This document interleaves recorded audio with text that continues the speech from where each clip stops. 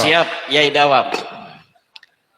Assalamualaikum warahmatullahi wabarakatuh. Alhamdulillah, salatan wassalaman ala rasulillah, amma ba'du. Bahwa di Indonesia sejak tahun 1832 ada orang-orang dari Yaman datang, marga As-Segaf Al-Habsyi Al-Idrus bin Syihab bin Yahya bin Smith. Itu seperti leluhurnya Habib Ricik, Habib Bahar, Habib Topik Segaf, Habib Lutfi bin Yahya. Mereka leluhurnya datang ke Indonesia mengaku sebagai keturunan Nabi besar Muhammad sallallahu alaihi wasallam. Kiai-kiai kita dulu husnudzon, karena pada waktu itu jumlah mereka tidak terlalu banyak dan yang ada itu akhlaknya masih bagus-bagus.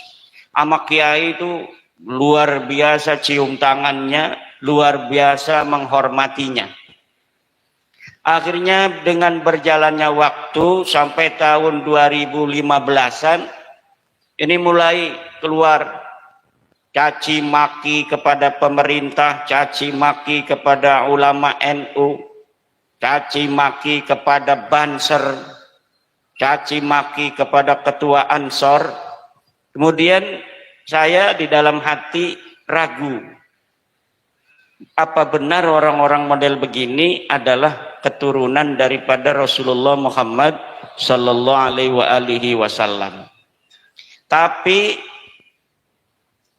waktu itu saya tidak ada sedikit pun terlintas ingin meneliti. Di hati ada keraguan, tapi saya menggunakan metodologi menasehati.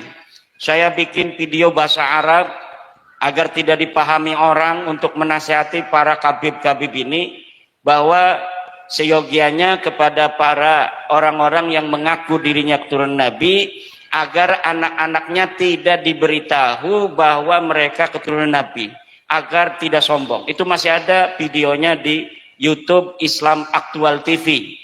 Itu di up oleh seorang mahasiswa dari UIN Syarif Hidayatullah. Tapi rupanya itu tidak menjadi sebuah perhatian dari para habib-habib itu. Kemudian saya membuat puisi juga dengan bahasa Arab dengan judul Ya Fatimah binten Nabi. Di situ saya adukan dengan bahasa Arab supaya tidak juga dipahami oleh orang-orang awam. Nasihat niatnya kepada para habaib itu agar mereka kemudian ada orang yang menasihati dengan bahasa Arab ini. Dan saya masih yakin mereka waktu itu keturunan Nabi. Makanya saya menasihati, karena di dalam kitab Keluarga Wali Songo juga ada riwayat bahwa keluarga Wali Songo adalah keturunan baginda Nabi besar Muhammad, tetapi akhlaknya bagus-bagus. Akhlaknya para Wali Songo itu bagus-bagus, akhlaknya sopan-sopan, tawadu, pinter-pinter. Ilmunya ada yang hafal Quran, ada yang hafal Fathul Mu'in, ada hafal Alfiyah, kadang Bukhari juga ada yang hafal. Di Banten itu ada yang hafal kitab Bukhari dan Fathul Mu'in. Makanya kata saya, kenapa kok ini keturunan Nabi yang satu pinter-pinter, tawadu, akhlaknya bagus-bagus, tetapi keturunan Nabi yang ngaku-ngaku selalu di depan orang ngaku-ngaku keturunan Nabi ini kebanyakan kok nggak bisa ngaji, akhlaknya sombong-sombong, suka caci maki. Akhirnya pada tahun 2022 saya mulai membaca kitab-kitab nasab. Ketika melihat di dalam sebuah persidangan Bahar Smith itu menghina ulama, yang jadi saksi memberatkan dia, menanyakan Nabi Muhammad itu kakek saya apa kakek kamu, itu saya mulai mengkristal, ingin meneliti benar enggak sih orang-orang ini turunan Nabi. Akhirnya saya kumpulkan, saya gunakan metodologi ilmu sejarah dalam meneliti sebuah peristiwa sejarah, yaitu menggunakan teori heuristik, kemudian kritisasi sumber, kemudian interpretasi dan historiografi. Dari heuristik itu saya kumpulkan kitab-kitab yang bicara tentang nasab-nasab keturunan Nabi Muhammad SAW dari mulai abad ke-4, ke-5, ke-6, ke-7, ke-8, ke-9 sampai abad ke-14 Syamsul Zahirah. Kemudian saya urutkan susunan Ba'lawi ini yang saya jadikan sampel adalah silsilahnya Rizik Syihab dan Bahar Smith. Kemudian yang satu ini kurang bagus, ini yang saya urut seret. Kemudian kita cari tahunnya masing-masing wafatnya. Kemudian kita selaraskan dengan kitab-kitab yang ada pada masanya masing-masing.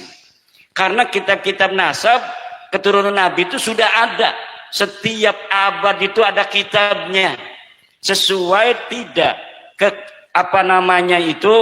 pengakuan mereka yang katanya mereka itu adalah keturunan dari Alwi bin Ubaid bin Ahmad bin Isa bin Muhammad An-Naqib bin Ja'far Ali Al-Uraidi bin Ja'far Shadiq bin Ali Muhammad Al-Bakir bin Ali Zainal Abidin bin Husain bin Fatimah bin Nabi Muhammad sallallahu alaihi wasallam. Itu saya urutkan. Ternyata dari Nabi Muhammad ke bawah punya anak Fatimah sahih. Fatimah punya anak Husain sahih.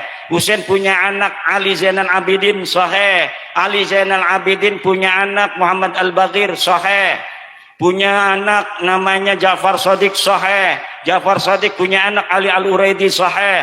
Ali Uraidi punya anak namanya Muhammad An-Naqib sahih. Muhammad An-Naqib punya anak namanya Isa sahih. Isa punya anak Ahmad sahih.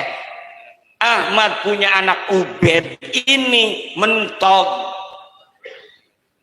Ahmad bin Isa itu wafatnya 345. Berarti kita cari kitab yang ada di abad keempat. Ada kitab Sirri Silsilatil Alawiyah. Di abad keempat Alawi bin Ubaid ini, Ubaid ini wafatnya 383, punya anak namanya Alwi, wafatnya 400 Hijriah. Saya cari kitab-kitab yang ada di abad kelima, yaitu saya temukan 3 kitab. Pertama adalah Tahdzibul Ansab karya Al-Ubaidili, yang kedua Al-Majdi karya Al-Umari, ketiga adalah Muntaqilatut Talibiyah karya Ibnu Tobatoba. 3 kitab ini tidak mencatat leluhur para kabib-kabib di Indonesia. Ini yang bernama Ubaid sebagai keturunan Nabi Muhammad tidak dicatat. Tidak ada kitab-kitab di abad kelima yang mencatat Ubaid sebagai anaknya Ahmad bin Isa. Ahmad bin Isa ini sahih sebagai keturunan Nabi berdasarkan kitab-kitab nasab yang ada pada saat itu. Tetapi tidak mengatakan dia punya anak bernama Ubaid atau Ubaidillah atau Abdullah. Akhirnya di dalam kitab abad ke-6 saya cari, mungkin saja di abad ke-6 masih ada yang masih dekat, hanya berjarak 100 tahun. Tapi di kitab abad ke-6 disebutkan namanya kitab Asy-Syajarah Al-Mubarakah karangan Imam Al-Fakhrur Razi, orang Roy di Iran. Sedangkan Ahmad bin Isa ini anak-anaknya ada di Roy Iran. Imam Fakhrur Razi yang hidup di Iran di Roy itu bertetangga dengan anaknya Ahmad bin Isa dari jalur Muhammad bin Ahmad bin Isa. Nanya-nanya, berapa anaknya kakek kamu Ahmad bin Isa? 3. Pertama Muhammad, Ali, Husain. Tidak ada anak bernama Ubaidillah, tidak punya cucu namanya Alwi. Abad ke-6 rungkad. Laka sing nyatet dheweke turun Nabi.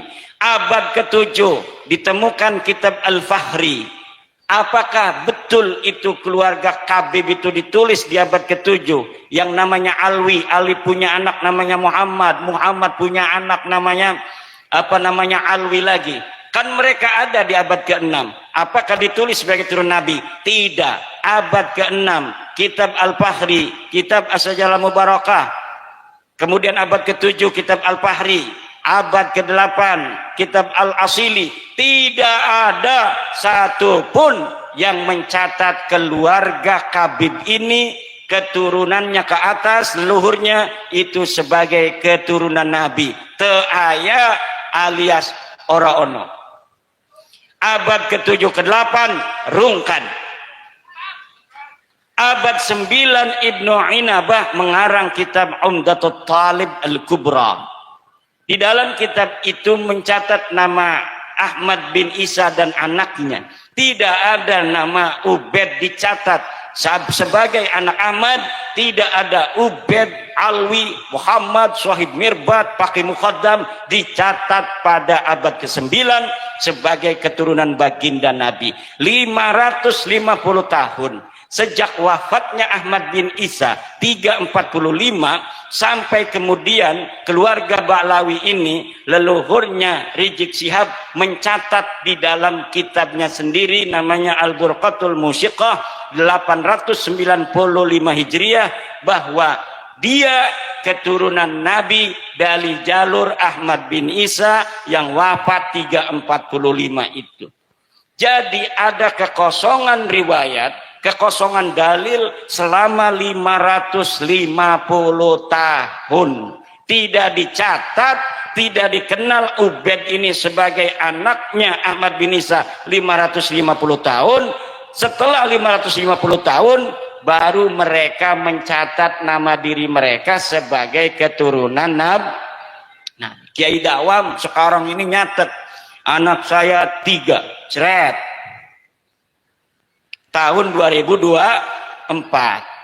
Kemudian anaknya Ki Dawam mencatat, dia anaknya Ki Dawam punya anak 3, nyatet lagi.